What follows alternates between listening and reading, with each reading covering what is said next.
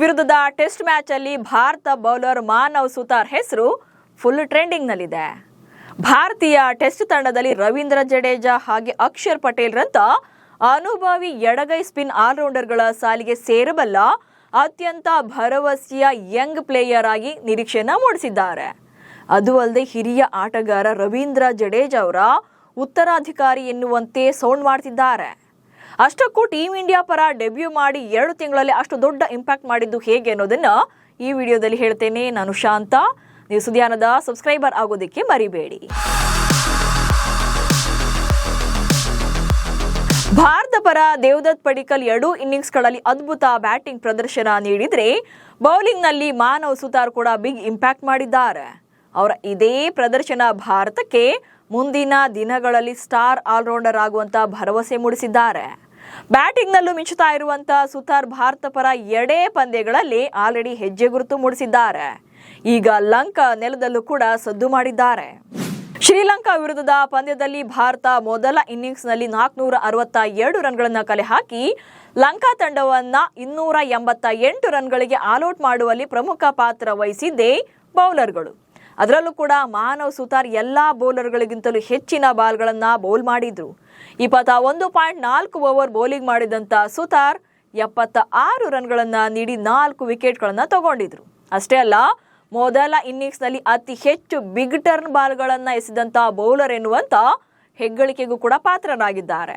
74% ಎಸೆತಗಳು 4.5 ಡಿಗ್ರಿಗಿಂತ ಹೆಚ್ಚು ತಿರುವು ಪಡೆದಿದ್ದು ಇದು ಪಂದ್ಯದಲ್ಲಿದ್ದಂತ ಎಲ್ಲಾ ಸ್ಪಿನ್ನರ್ಗಳಿಗಿಂತ ಅಂದ್ರೆ 2 ತಂಡಗಳ ಎಲ್ಲಾ ಸ್ಪಿನ್ನರ್ಗಳಿಗಿಂತ ಅತ್ಯುತ್ತಮ ಸಾಧನೆ ಆಗಿದೆ. ಅಂದ್ರೆ ಸುತಾರ್ ತಮ್ಮ ಪಂದ್ಯದ ಮೊದಲ ಎಸೆತದಲ್ಲಿ ಅನುಭವಿ ಬ್ಯಾಟರ್ ಆಗಿರುವಂತ ದಿನೇಶ್ ಚಾಂಡಿಮಾಲ ಅವರ ವಿಕೆಟ್ ಅನ್ನ ಪಡೆದು ಗಮನ ಸೆಳೆದಿದ್ರು. ಇನ್ನು 2ನೇ ಇನ್ನಿಂಗ್ಸ್ ನಲ್ಲೂ ಕೂಡ ಇಂಥದ್ದೇ ಚಮತ್ಕಾರ ಮಾಡಿದ್ರು. 3ನೇ ಕ್ರಮಾಂಕದಲ್ಲಿ ಬ್ಯಾಟಿಂಗ್ಗೆ ಬಂದ ಲಂಕಾ ಬ್ಯಾಟರ್ ಪ್ರಸಿಂಧು ಸೂರ್ಯ ಭಂಡಾರ ಅವರನ್ನ ಫಸ್ಟ್ ಬಾಲ್ ನಲ್ಲೇ ಗೋಲ್ಡನ್ ಡಕ್ಔಟ್ ಮಾಡಿ ಪೆವಿಲಿಯನ್ಗೆ ಕಳಿಸಿದ್ರು. ಅಂಡ್ ಇದು ಅವರ ಚೊಚ್ಚಲ ಪದಾರ್ಪಣೆಯ ಪಂದ್ಯ ಆಗಿತ್ತು ಪಸಿಂಧುಗೆ. ಬಟ್ ಬ್ಯಾಡ್ ಲಕ್, ಸುತಾರ್ ಅವರ ಬೌಲಿಂಗ್ ನಲ್ಲಿ ಗೋಲ್ಡನ್ ಡಕ್ಔಟ್ ಆಗಿ ತಮ್ಮ ಟೆಸ್ಟ್ ಕೆರಿಯರ್ ಅನ್ನ ಸ್ಟಾರ್ಟ್ ಮಾಡಬೇಕಾಯಿತು. ಹಾಗೆ 16 ರನ್ ಗಳಿಸಿ ಸೆಟಲ್ ಆಗ್ತಿದ್ದಂತ ಲಹೀರ್ ಉದಾರಗೂ ಕೂಡ ಪೆವಿಲಿಯನ್ ದಾರಿಯನ್ನ ತೋರಿಸಿದ್ರು. ಅಷ್ಟಕ್ಕೂ ಕಳೆದ ಜೂನ್ ನಲ್ಲಿ ಅಫ್ಘಾನಿಸ್ತಾನ ವಿರುದ್ಧದ ಟೆಸ್ಟ್ ಪಂದ್ಯದ ಮೂಲಕ ಭಾರತ ತಂಡಕ್ಕೆ ಪದಾರ್ಪಣೆ ಮಾಡಿದಂತ ಸುತಾರ್ ಚೊಚ್ಚಲ ಪಂದ್ಯದಲ್ಲೂ ಕೂಡ ಮೊದಲ ಓವರ್ನಲ್ಲಿ ವಿಕೆಟ್ ಕಬಳಿಸಿ ಮಿಂಚಿದ್ರು. ತಮ್ಮ ಚೊಚ್ಚಲ ಪಂದ್ಯದ ಮೊದಲ ಇನ್ನಿಂಗ್ಸ್ ನಲ್ಲೇ 33 ರನ್ಗಳಿಗೆ 6 ವಿಕೆಟ್ಗಳನ್ನ ಪಡ್ಕೊಂಡಿದ್ರು. ಹಾಗೆ 2ನೇ ಇನ್ನಿಂಗ್ಸ್ ನಲ್ಲೂ ಕೂಡ ಮತ್ತೊಂದು ವಿಕೆಟ್ ತೆಗೆದಿದ್ರು. ಹಾಗೆ ಒಂದು ಪಂದ್ಯದಲ್ಲಿ 7 ವಿಕೆಟ್ಗಳನ್ನ ಪಡೆದು ಪ್ಲೇಯರ್ ಆಫ್ ದಿ ಮ್ಯಾಚ್ ಪ್ರಶಸ್ತಿಯನ್ನು ಕೂಡ ಪಡ್ಕೊಂಡಿದ್ರು ತಮ್ಮ ಪದಾರ್ಪಣೆ ಪಂದ್ಯದಲ್ಲೇ. ಬೌಲಿಂಗ್ ಅಷ್ಟೇ ಅಲ್ಲದೆ ಲೋವರ್ ಆರ್ಡರ್ ನಲ್ಲಿ ಬ್ಯಾಟಿಂಗ್ ನಲ್ಲೂ ಕೂಡ ಸಪೋರ್ಟ್ ಮಾಡ್ತಿದ್ದಾರೆ. ಭಾರತ ಪರ 3 ಇನ್ನಿಂಗ್ಸ್ಗಳಲ್ಲಿ ಬ್ಯಾಟಿಂಗ್ ಮಾಡಿರುವಂತಹ ಮಾನವ್ ಸುತಾರ್ 73 ರನ್ಗಳನ್ನ ಕಲೆ ಹಾಕಿದ್ದಾರೆ.